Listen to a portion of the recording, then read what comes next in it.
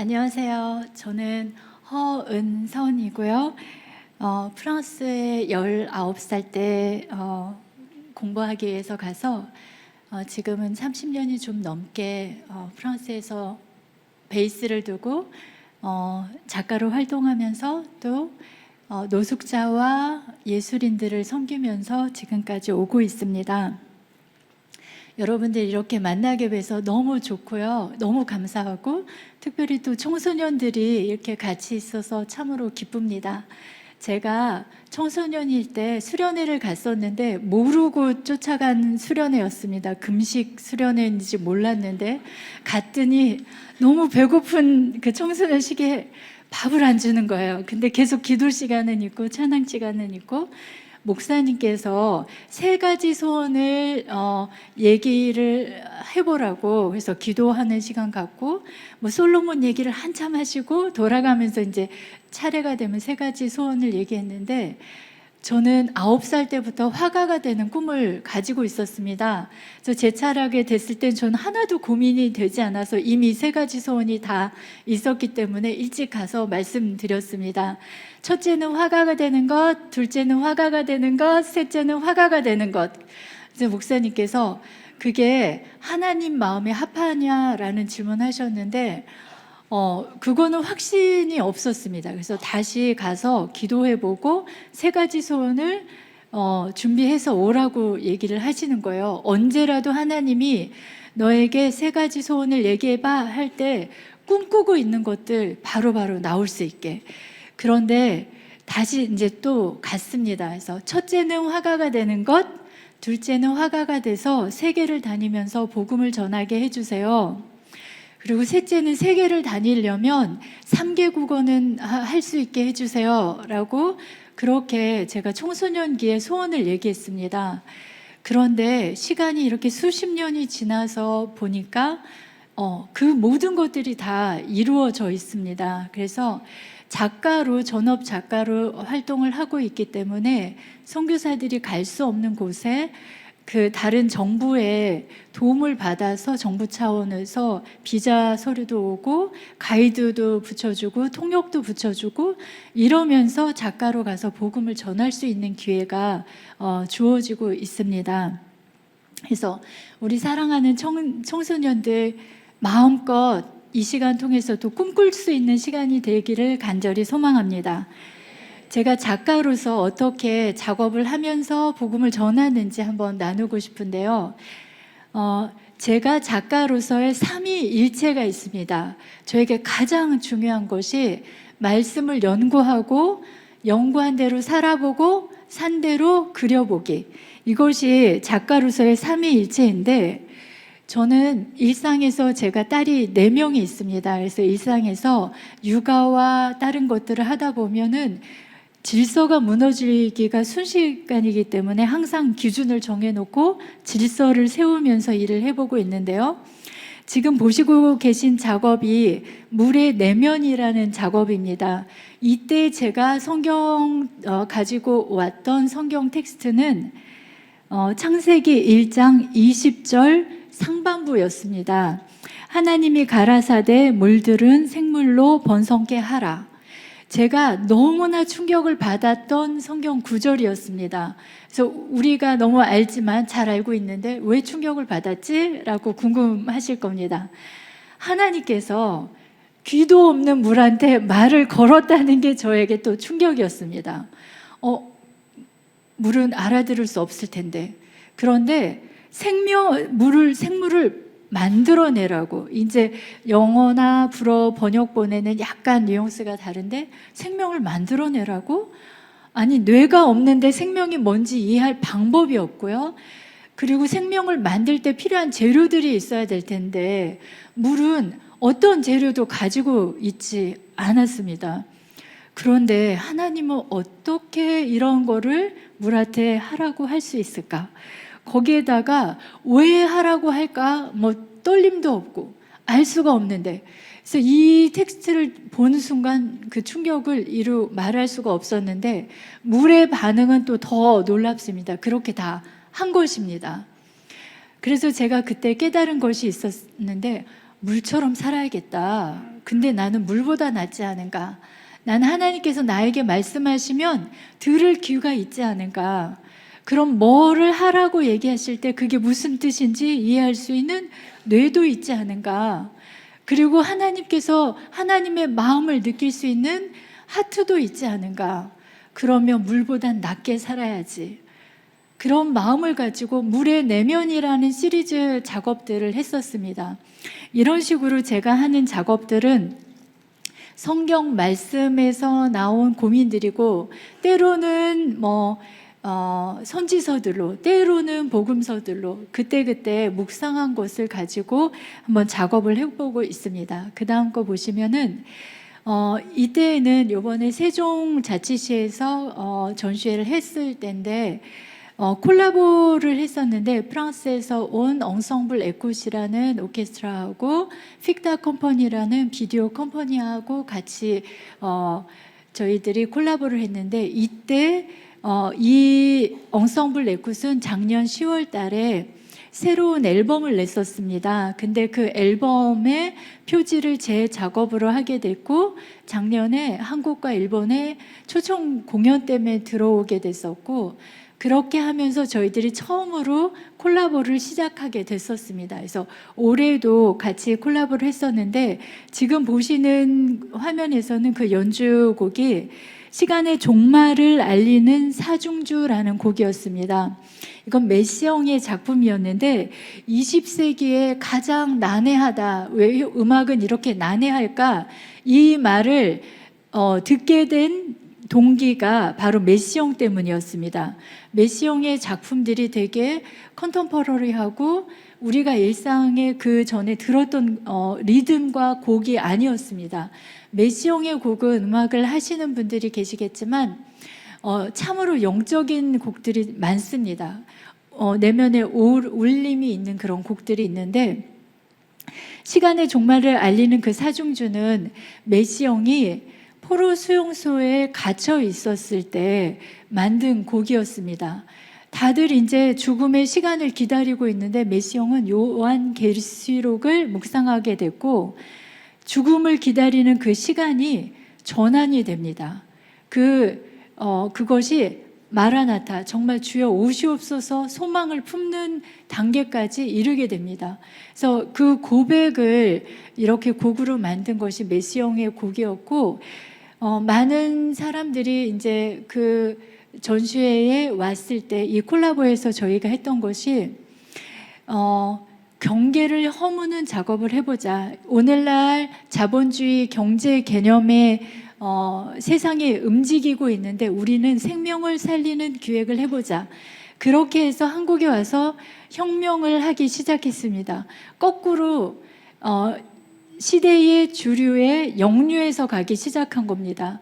이 기획을 같이 하시는 분과 더불어서 내가 작가로서 무엇을 원하는가라고 얘기를 나눴을 때 그분이 함께 하고자 하는 의견을 보냈습니다. 그럼 제가 어떻게 해야 되는지라고 물었을 때 우리는 총알바지 하는 거예요. 그런데 우리는 왜 총 맞는지를 알아요. 생명을 살리기 위해서 우리는 기획할 거라고, 예술을, 아름다운 것을 우리는 그렇게 만들어 갈 것이라고. 그리고 저는 아름다운 것을 추구하는 작가입니다. 근데 여러분들, 저는 복음보다 더 아름다운 것을 본 적이 없습니다. 제가 세상에서 태어나서 지금까지 본 것 중에 가장 아름다운 것이 복음입니다. 복음에 생명이 들어있는데, 저는 복음처럼 생명을 자주우지하면서 생명을 죽어가는 것을 살아나게 하는 것을 본 적이 없습니다. 그것을 산 증인으로 작가로서 표현을 해보고 싶은 겁니다. 그래서 제 작업에서는 말씀이 없이는 작업이 이루어질 수 없는 겁니다. 그런데 저뿐만이 아니라 여기 계신 모든 분들이 그 복음을 맛을 보았습니다. 그래서 저희들이 새로운 생명을 얻었기 때문에 그리스도 예수 안에서 하나가 된 것입니다. 저희가 오늘 처음 만난 거지만 제 안에 있는 기쁨이 큰 이유는 바로 그 복음으로 저희가 하나가 돼서 하나님 안에서 하나님께서 우리에게 무엇을 바라고 계시는지 같이 들을 수 있기 때문이고, 하나님을 하늘에 계신 우리 아버지라고 같이 고백할 수 있기 때문입니다. 너무 떨리지 않나요?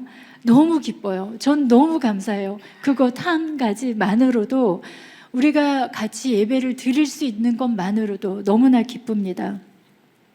그 다음 것을 보시면은, 이 분들은 사실 모두 다, 오케스트라도 그 비디오 아티스트들도 믿는 분들이 아닙니다. 하지만 제가 프로젝트를 할 때 그분들에게 내가 원하는 것, 작가로서 목표를 두고 있는 것, 그리고 내가 왜 혁명을 하는지, 그리고 혁명의 이유는 무엇인지를 다 나눕니다. 그리고 그 혁명을 하는 이유를 같이 나누면서 그분들이 이해를 하면 같이 콜라보를 하지만 이해하지 않으면 콜라보를 하기가 어렵습니다. 그리고 한 가지를 얘기합니다. 우리는 최고로 준비를 해야 된다고.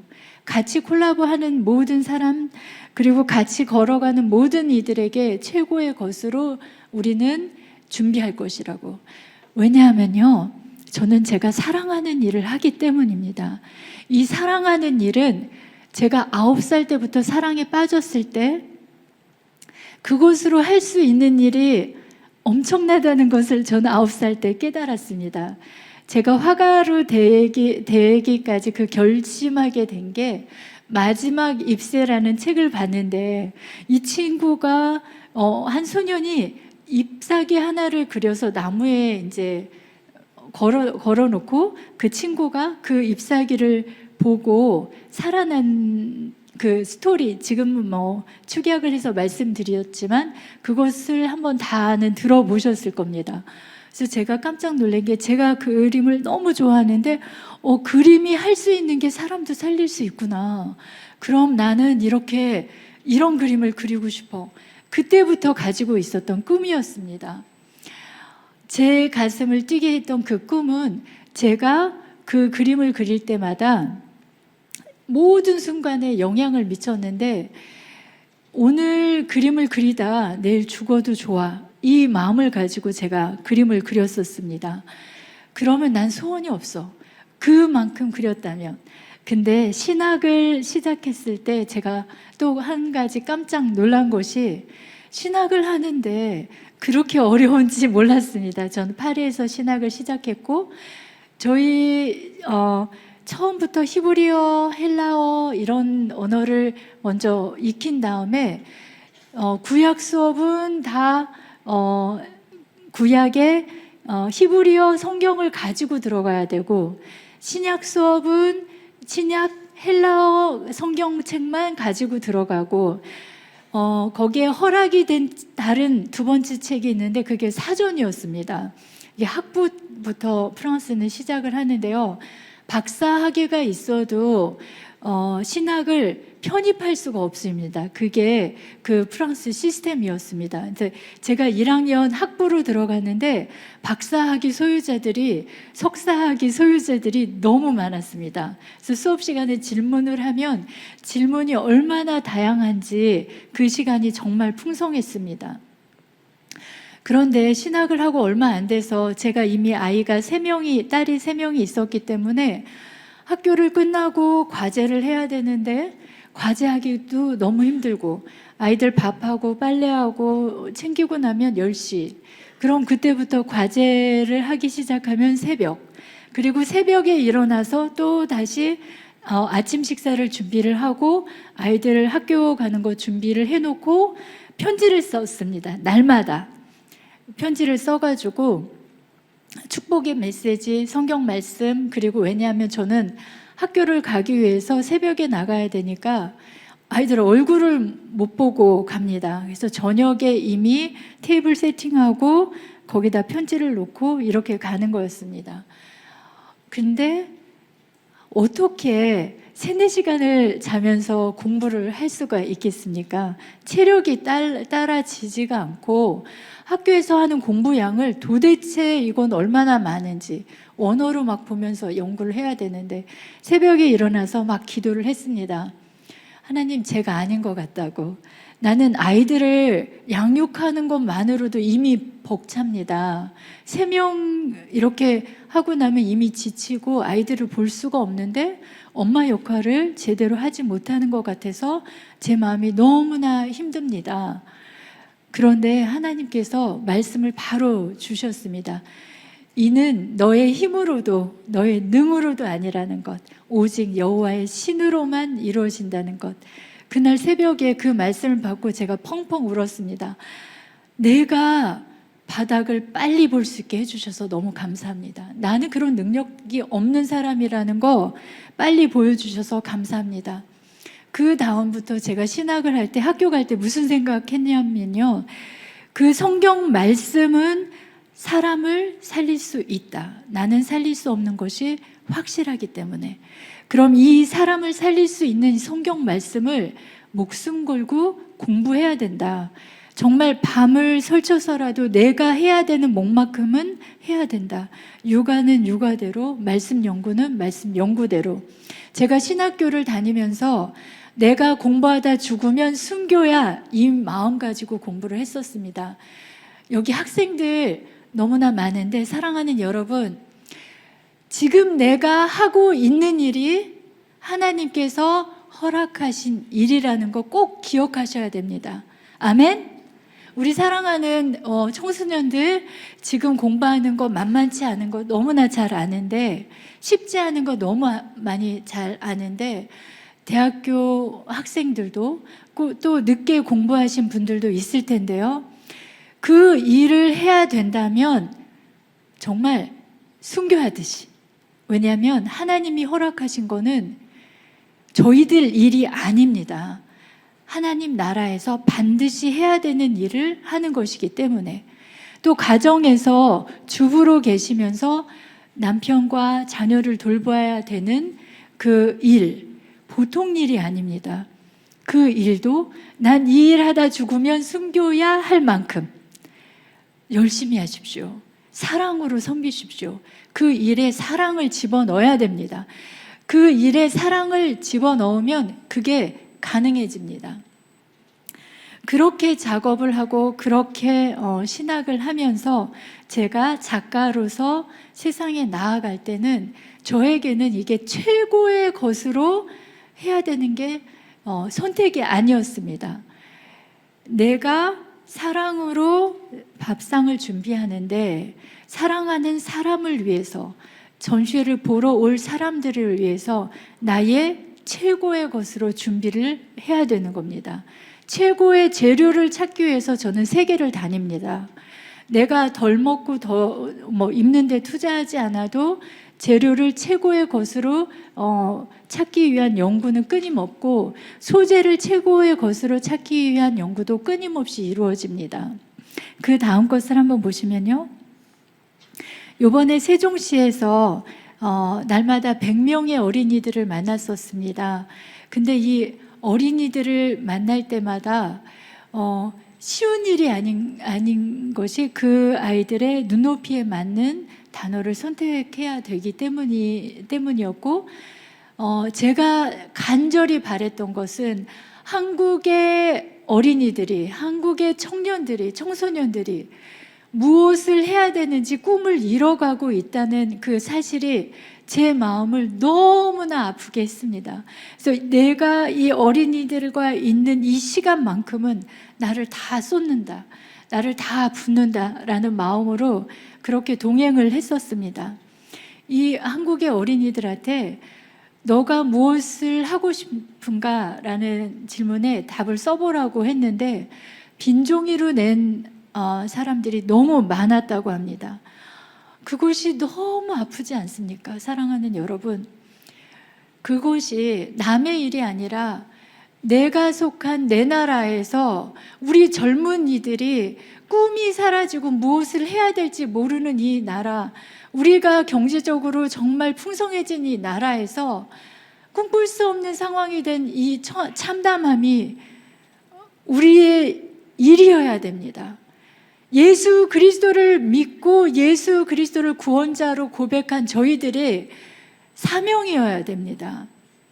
어린 아이들이 꿈꿀 수 없게 만든 것 어른들의 책임에 있습니다. 청년들이 무엇을 해야 되는지 앞에 참담한 상황에 있는 것 저희들의 책임입니다. 어린이들이 무엇을 하고 싶은지 알지 못한다는 것 저희 통곡하고 울어야 됩니다.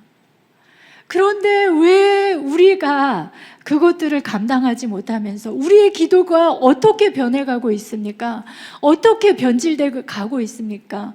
어른들이 날마다 새벽에 부지런히 깨어가지고 교회 가서 무엇을 고백하고 있습니까? 내 아이들이, 내 자녀들이 세계에서 영광을 얻고 세상에 나아가서 잘 되게 해달라고, 좋은 학교 가게 해달라고, 좋은 직장을 얻게 해달라고, 내 남편이 잘 되게 해달라고, 어떤 집을 사야 되는지 알려달라고, 어떻게 투자를 해야 되는지. 사랑하는 여러분, 그래서 우리가 새벽을 깨워야 됩니까? 그러기 위해서 저희들이 새벽에 일어나서 그 소중한 시간을 투자해야 됩니까? 무엇을 먹을까, 무엇을 입을까 고민하지 말라고 말씀하지 않으셨습니까? 그런데 왜 아직도 그런 기도를 해야 됩니까? 예수님께서 광야에서 40일 금식을 하시고 사단이 시험하러 왔을 때 이 돌들로 떡이 되게 하라고 얘기를 합니다. 예수님이 그 돌들로 떡이 되게 하지 않으셨습니다. 돌로 떡이 되게 하는 게 무슨 얘기입니까? 떡이 없이는 우리 생계가 보장되지 않는다는 겁니다. 예수님은 이 돌로 떡을 만들지 않으셨어요. 하지만 우리가 지금 무엇을 하고 있는지요? 아침에 일어나서 또 때에 따라서 이 돌로 떡 되게 해주세요. 계속 기도하고 있지 않습니까? 이 떡은 우리 생활의 안전장치입니다. 바로 그것이 무엇입니까? 경제적인 것입니다. 우리가 하루하루를 살아남기 위해서는 경제적인 안전장치가 있어야 되는 것이 오늘날 현실입니다. 그래서 저희들이 열심히 일하고 있습니다. 하지만 그것이 목표가 돼서는 안 된다는 겁니다. 그런데 얼마나 많은 그리스도인들이 이 돌로 떡되게 해달라고 이 안전장치를 위해서 기도하고 있습니까? 나도 부족해서 내 자녀들을 위해서, 내 가족을 위해서, 내 지인을, 내 형제 자매들을 위해서 이 안전장치를 보장해달라고 얼마나 기도하고 있습니까? 눈물로. 이제는 그게 아닙니다. 우리 통곡하면서 통회하면서 우리 자녀들을 위해서 기도해야 됩니다. 이 대한민국의 어린이들, 청소년들, 청년들을 위해서 저희들 통곡하면서 기도해야 됩니다. 이것보다 가난할 수가 없어요. 영적으로 무너지고 무너져서 더 이상 이것보다 가난할 수가 없습니다. 너무 슬퍼요. 저는 한국에 올 때마다 그것들을 볼 때마다 꿈꿀 수 없는 나라가 되고 있다는 것이 너무너무 가슴이 아픕니다. 우리가 일어나야 됩니다. 선택하지 말아야 돼요. 선택해서는 안 돼요. 이제는 그것들하고 딜해서도 안 됩니다. 살려야 돼요. 우리 젊은 세대, 다음 세대들 저희들이 책임지고 정말 날마다 통곡하면서 살려야 돼요. 기도를 시작해야 돼요. 한국교회가 이제 부흥을 위해서 기도한다고 하는데 한국교회는 과제가 있어요. 다음 세대를 위해서 금식하며 기도해야 됩니다. 이 청년들을 위해서. 사랑하는 여러분, 우리 청년들, 청소년 여러분 마음껏 꿈꾸세요. 꿈꾸세요. 아멘? 꿈꾸세요. 반드시. 왜냐하면 우리 기성세대들이 이제 금식하며 기도할 수 있어요. 여러분들을 위해서 기도할 거니까요. 이 교회에서 기도할 거니까요. 꿈꾸셔야 돼요. 그리고 나라를 위해서 꿈꾸시고 이 세계를 품고 꿈꾸세요. 생명이 우리를 통해서 반드시 흘러갈 겁니다. 생명이 은원교회에 모인 지금 함께하고 있는 하나님 아버지라고, 우리 하나님 아버지라고 고백하는 저와 여러분을 통해서 반드시 이루어질 것입니다. 아멘. 우리는 무엇을 먹을까, 입을까로 더 이상 고민해서는 안 됩니다. 얼마나 더 큰 집을 살까? 얼마나 더 좋은 차를 살까? 얼마나 더 좋은 학교에 보낼까? 그것 때문에 고민하지 않아도 됩니다. 하나님은 그물을 던지고 있는 어부를 들어서 쓰십니다. 생명을 살리는 일에 끌어 쓰십니다. 내가 어디에 있느냐가 중요해요. 하나님 나라에 있는 나, 그것만 알면 돼요. 그러면 하나님의 소리가 들립니다. 내가 무엇을 해야 되는지. 여러분, 오늘 그 다음 거를 한번 보시면 나와 너라는 퍼포먼스를 했었는데요. 이 퍼포먼스는 마틴 부버의 나와 너라는 책에서 타이틀과 그 컨텍스트를 따가지고 왔었습니다. 너를 통해 진정한 나가 된다. 이 말은 성경 말씀은 창세기 2장 23절에서 가지고 온 창작물입니다. 창세기 2장 23절 말씀에 뭐가 나오냐면 아담이 하와를 처음에 봤을 때 한 말입니다. 너는 내 뼈 중에 뼈요 살 중에 살이라. 와우, 이 말 너무너무 소름 끼치지 않나요? 사랑의 고백이에요. 사람이 사람을 처음 봤을 때 사랑의 고백이 인류가 최초로 한 사람을 향한 고백이었습니다. 너무 가슴이 떨리는 얘기입니다. 우리가 죄를 짓지 않았을 때 우리 입술에 사람을 보면 처음 나오는 말이 사랑, 이보다 더 사랑할 수 없는 겁니다. 나하고 너무나 다 똑같구나, 아름답구나, 사랑에 그냥 빠져버리는 거예요.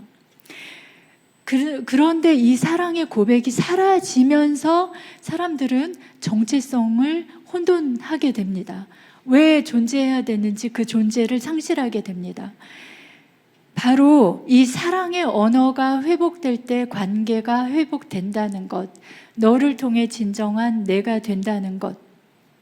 이 퍼포먼스는 저 뒤에 있는 시커먼 게 그림자인데 그 그림자를 칠하고 그 다음에 내가 있는 나를 친구에게 주는 그것을 보여주는데 제가 이제 머리가 많이 길었었습니다. 일부러 이렇게 퍼포먼스를 하기 위해서 길게 있었는데 그 머리를 잘라서 봉투에 넣어주고 너를 통해 진정한 내가 된다. 그리고 영혼의 일부 이렇게 써가지고 노트화랑 머리카락을 이렇게 주는 작업을 했습니다. 그리고 제 속으로는 당신은 저의 뼈 중에 뼈고 살 중에 살입니다. 이 사랑 고백을 계속 했습니다. 그 장소에서 정말 눈물이 끊임없이 있었습니다. 하나님께서 사람들에게 정말 회복을 허락해 주셨고 그분들의 마음 깊이로부터 나는 누구인가에 대한 그 질문을 던질 수 있는 기회를 허락해 주셨습니다.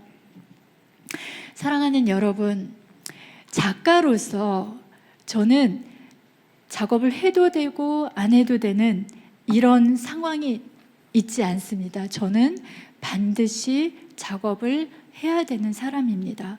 왜냐하면 하나님께서 그걸 허락해 주셨으니까. 그것이 우리 각자에 있는 곳, 그것이 부르심인 것입니다. 집에서 자녀로, 부모로, 아내로, 남편으로, 학생으로, 직장인으로, 때로는 지금 휴식하고 있는 그 시간에도 하나님께서 허락하셨기 때문에 그 일이 가능해진 겁니다. 감사함으로 받으면 버릴 것이 없다는 것, 고통의 순간마저도 내 것이라는 것 저희 잊어서는 안 됩니다. 말씀과 기도로 그 순간도 거룩하여지기 때문입니다. 오늘 말씀을 보시면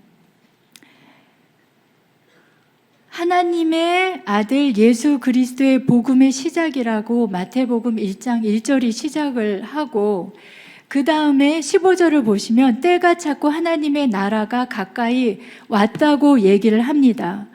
그러면서 회개하고 복음을 믿으라고 합니다. 하나님의 나라는 곧 천국입니다. 천국은 곧 안식이 일어나는 장소입니다. 하나님의 통치가 일어나는 장소라는 겁니다. 그런데 이것은 바로 회복된 땅입니다. 하나님께서 나를 다스리시는 땅입니다. 이것이 회개하고 복음을 믿을 때 하나님의 통치가 나에게 일어나는 것입니다. 하나님의 나라가 도래했다는 것, 이미 성취되고 실현됐다는 것, 그러면 무엇입니까? 저희들은 지금 다 회개를 하고 복음을 믿은 성도들입니다. 회개하고 복음을 믿은 성도들. 이건 엄청난 현실입니다. 이것은 미래의 일이 아니라 이미 저희들에게 일어났고 지금도 그 일이 일어났기 때문에 저희들이 모여서 예배를 드리고 있는 겁니다. 사랑하는 우리 은영교회 여러분, 그리고 청소년 여러분, 하나님 나라가 이 땅에 임했다는 것은 하나님께서 나를 왕으로 다스리신다, 이것을 말합니다. 그러면 세상에서 내가 무엇을 해야 될지, 전공을 어떻게 해야 될지, 꿈을 어떻게 가져야 될지, 그것 때문에 고민하지 않으셔도 돼요. 왜냐하면 말씀을 떠나지 말고, 그리고 하나님 안에서 절대 의심하지 마세요. 아멘입니까? 우리 특히 청소년들 하나님만 바라보세요. 지금 이 순간 10년, 20년 후를 절대 걱정하지 마시고요. 왜냐하면 지금 하나님께서 일하고 계시는 거예요. 아멘? 맞아요. 우리에게 우연이 없어요. 하나님의 계획 가운데 지금 일어나고 있는 것이기 때문에. 근데 엄청난 게 있잖아요. 예수님께서 때가 찼고 하나님의 나라가 가까이 왔으니 회개하고 복음을 믿으라고 했는데, 이걸 회복을 위해서 예수님이 계신 곳으로 우리가 가지 않았어요. 예수님께서 찾아오신 거예요. 이곳으로, 지금 나를 위해서. 그런데 중요한 게 있어요. 우리가 회개를 했다고 다 고백을 하고 예수 그리스도를 구주로 영접을 했는데, 이것은 완전히 돌아서는 걸 말합니다. 죄로부터. 근데 반쯤 회심이 아니라는 것, 반쯤 승화된 것은 승화가 아니라는 것 반드시 기억해야 됩니다. 반드시. 우리가 반쯤 죄를 짓고 반은 죄 가운데 있으면서 반만 하나님께로 있을 때 하나님께서 저희를 통해서 일할 수 없습니다. 우리가 반드시 해야 되는 것, 잊지 말아야 되는 것, 이건 미래에 있을 일을 위해서 우리에게 주실 그 모든 축복을 위해서 지금부터 축복하시는 겁니다. 반쯤 승화가 아니라는 것, 지금 내 마음에 꺼리낌이 있다면 오늘 이 순간 돌이키기로 결단하시고 완전히 저희들이 승화될 수 있기를 간절히 소망합니다. 아멘. 우리 청소년들 특별히 듣는 것과 보는 것 하나님께 집중하시고, 내가 해야 되는 공부 하나님의 나라를 위해서 한다는 것 기억하시면 하나님께서 모든 길을 열어주십니다. 반드시 보게 될 거예요. 1년 후에, 2년 후에, 3년 후에, 4년 후에, 10년 후에 깜짝 놀랄 거예요. 내가 꿈은 요만한 직장이었는데 하나님께서는 나를 통해서 세계를 꿈꾸고 계셨다는 것 알게 될 거예요. 깜짝 놀랄 만큼. 우리가 반쯤 승화되면 안 되는 이유가 있어요. 우리가 주기도문으로 고백을 할 때 하늘에 계신 우리 아버지여 이름이 거룩히 여김을 받으시며 라고 고백을 하는데, 어떻게 하면 하나님께서 거룩히 여김을 받으실 수 있습니까? 우리 끊임없이 고백하죠. 이 고백으로 우리가 거룩하지 않으면 하나님께서는 거룩히 여김을 받으실 수가 없어요. 우리 다 가짜인 거예요. 가짜일 수 없잖아요. 예수님을 그렇게 가볍게 믿을 수 없잖아요. 예수님은 목숨을 걸고 우리를 낳으셨거든요. 생명을 주시면서, 피값을 주시면서 우리를 낳으셨거든요. 우리를 찾아오셨거든요. 우리가 찾아가지 않았어요. 그런데 가짜로 살아갈 수는 없는 거죠. 우리가 거룩하지 않은데 어떻게 하나님 저희를 통해서 거룩히 여김을 받아주세요라고 고백할 수 있나요? 우리 이렇게 주기도문 할 때 이제 다시 나를 깊이 돌아볼 수 있으면 좋겠습니다. 그리고 우리가 나라가 임하라고 또 고백을 하지 않습니까?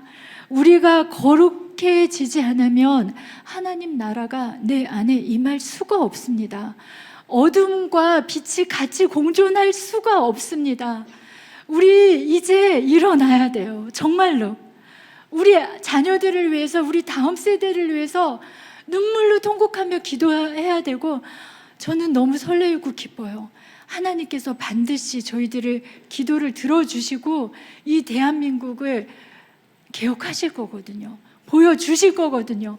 우리가 기도해야 되는 일이 있기 때문에 반드시 거룩해야 되고, 하나님 나라가 우리 안에 임해서 우리가 주님의 통치를 받아야 됩니다. 그래야지 우리 자녀들, 다음 세대들이 꿈꿀 수 있습니다. 사랑하는 여러분, 이거 엄청난 일이죠.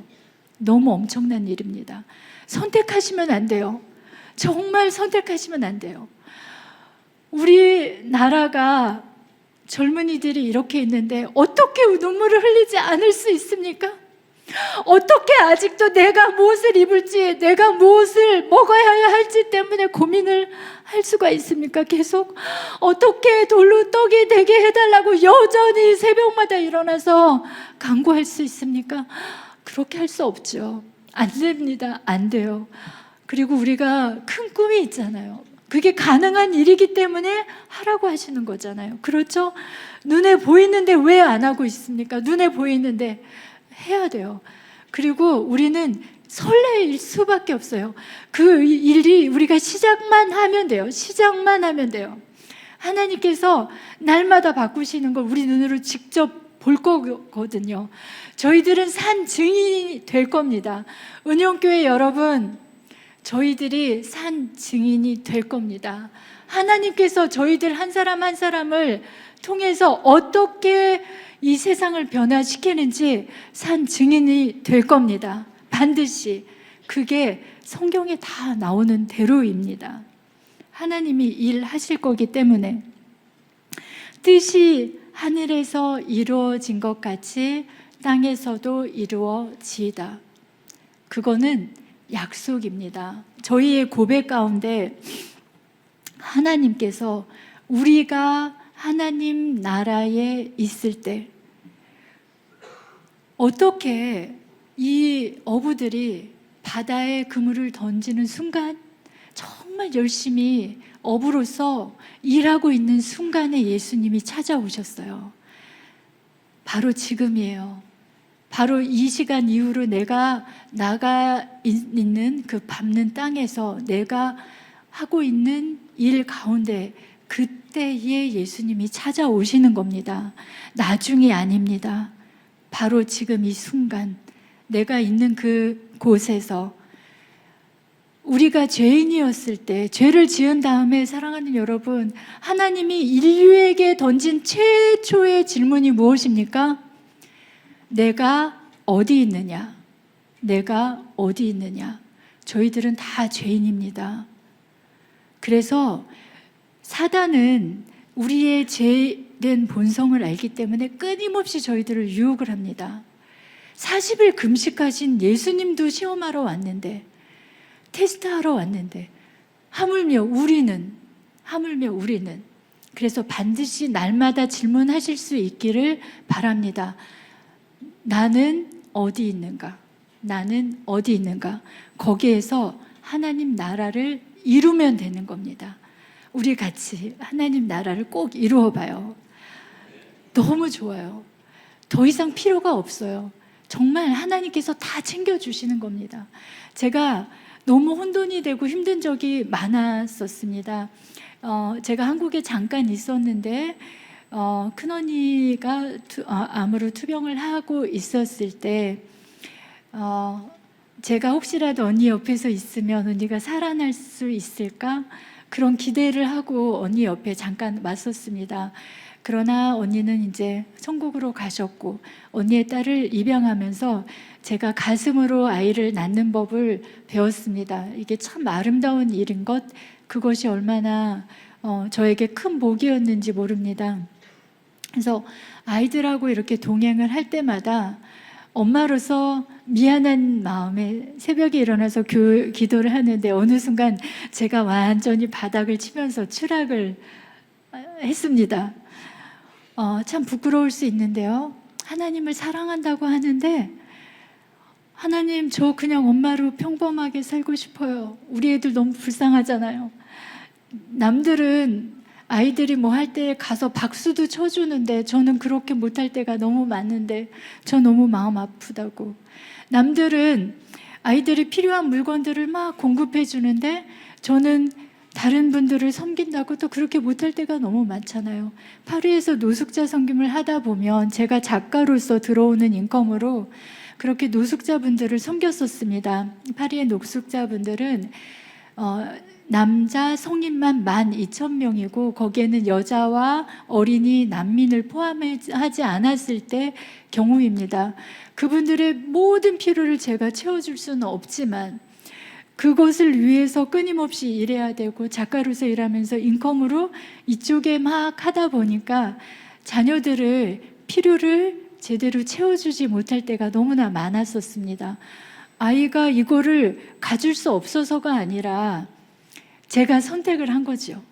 제가 엄마 이거 사주세요. 그러면 제가 또 물어본 그 어린아이한테 그게 꼭 필요하니 아니면 있어도 되고 없어도 되는 거니 한 번만 생각해보고 다시 엄마한테 와줄 수 있겠니? 꼭 필요한 것만, 만약에 그렇다면 엄마가 세주겠는데 있어도 되고 없어도 되는 거면 우리 양보를 할 수 있을까? 그러고 왔었는데 아이들이 그것 때문에 받는 스트레스가 얼마나 많은지 나중에 알았습니다. 다른 친구들은 다 똑같은 이런 운동화를 신는데 우리 아이만 없거나, 애들은 다 이런 것을 하고 다니는데 얘만 없거나, 그럼 자기가 선택하지 않은 왕따 아닌 왕따를 당하기도 하고 너무나 미안할 때가 참 많았습니다. 이런 것들이 제 머리에 다 스쳐가는 겁니다. 그래서 하나님, 저 많이 한 것 같은데 이제 아이들 돌보고 싶어요.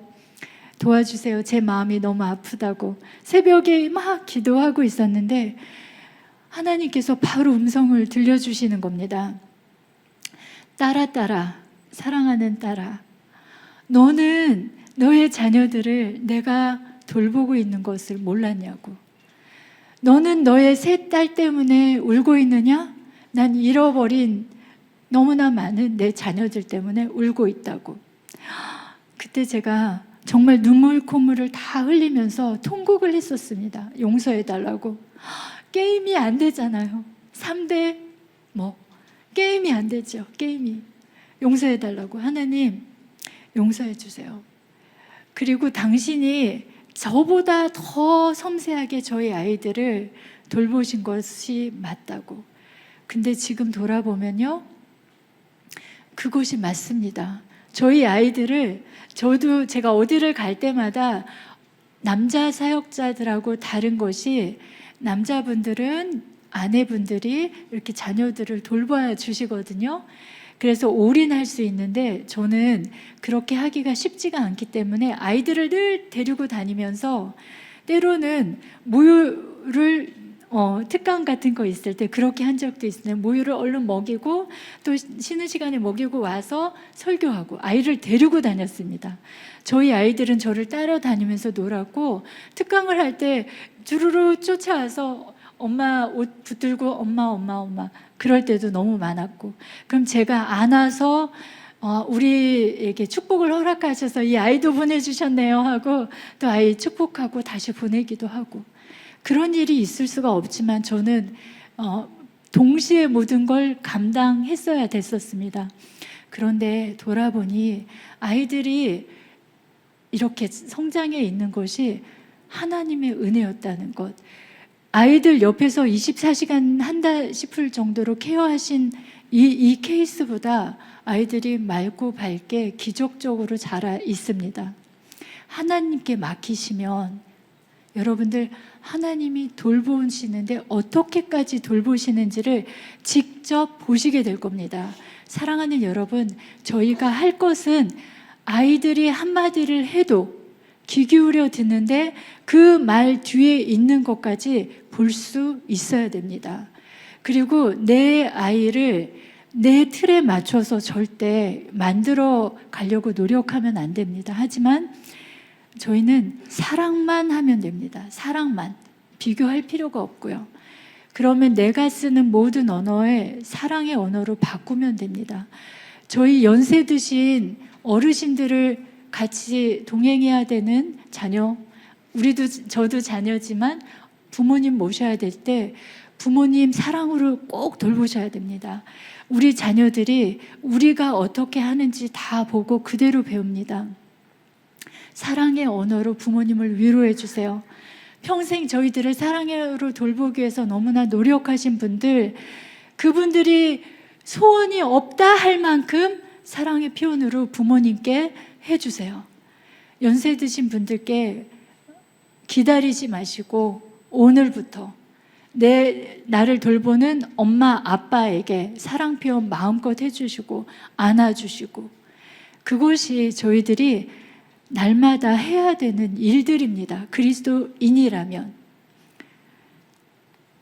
그리고 마가복음에서 이 어부들이 즉각적으로 순종을 합니다. 곧 버려두고 따르고, 예수님은 이렇게 보자마자 부르시고, 지금이 그때입니다. 우리는 쉬거나 내일이라고 미룰 수 있는 시간이 없습니다.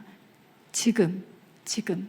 왜냐하면 지금 실천하면 빨리 보게 될 겁니다. 하나님이 어떻게 일하시는지를 너무나 빨리 보게 될 겁니다. 사랑하는 여러분, 두려워할 필요가 없습니다. 우리는 두려움이 없는 것, 그걸 용기라고 생각할 수 있는데 세상적인 용기는 그럴 수도 있겠죠. 나는 이제부터 그리스도인으로 살아가는데 두려움이 없어, 그냥 강하고 담대하게 가는 거야. 아니요. 우리에게 있는 용기는 말씀과 기도로 훈련되어진 결과입니다. 그 용기는 말씀이 없이는 절대 나올 수 없어요. 절대. 말씀을 떠나지 마시기 바랍니다. 모든 것을 행하기에 온전케 하게 하시기 위해서 우리에게 허락하신 그 말씀 절대 떠나면 안 됩니다. 우리를 제자로 부르셨습니다. 이 어부들만이 아니라 저희들도 예수님을 따라갈 때 저희들이 무엇을 보게 되냐면 생명이 살아서 오는 것들을 다 보게 될 겁니다. 나를 통해서. 십자가의 무게를 반드시 느끼시기 바랍니다. 그 무게가 느껴져야 됩니다. 반드시. 그게 느껴지지 않는다면 저희들 멈춰야 됩니다. 멈추고 침묵하시는 시간을 갖기 바랍니다. 주님의 음성이 들릴 때까지. 말씀을 보십시오. 하나님께서 저희들에게 날마다 말씀하고 계십니다. 나의 십자가가 어떠한지를, 이 가치가 어떠한지를, 하나도 우리에게 부족함이 없다는 것을 보여주실 겁니다. 들려주실 겁니다. 그리고 무엇을 해야 되는지 다 보여주실 겁니다. 사랑하는 여러분, 오늘 이렇게 하나님 나라가 이 땅에 임했고 저희들에게 임했습니다. 저희들은 이제는 선택할 수가 없어요. 사랑할 수밖에. 아멘? 사랑할 수밖에 없습니다. 그렇다면 저희 사랑하는 우리 다음 세대를 위해서 정말로 제가 간절히 바라기는 정말 금식하면서 기도할 수 있기 바랍니다. 내 눈으로 보일 때까지 하나님께서 일하시는 것, 내 눈으로 자녀들이 변하는 것, 청년들이 꿈꾸는 것이 내 눈으로 보일 때까지 멈추지 말고, 그리고 세상을 품으시고 세상에 있는 다른 언어를 쓰는 다른 나라에 있는 그 생명까지도 우리에게 붙여주셨으면 저희들 꿈꾸면서 기도해야 됩니다. 꿈꾸면서 그 아이들도 꿈꿀 수 있도록, 그것이 저희 몫이거든요. 너무 멋지지 않나요? 하나님은 너무 멋져요. 너무 아름다우세요. 우리에게 그 아름다운 것을 누리게 하십니다. 정말 작가로서 저는 복음보다 더 아름다운 것을 보지 못했습니다. 그래서 저는 복음을 그릴 수밖에 없습니다. 복음 때문에, 그 아름다운 것을 맛보았기 때문에 우리 그 아름다운 가운데에서 같이 거하면서 주님과 동행하면서 제자로서 같이 따라갈 수 있기를 간절히 소망합니다.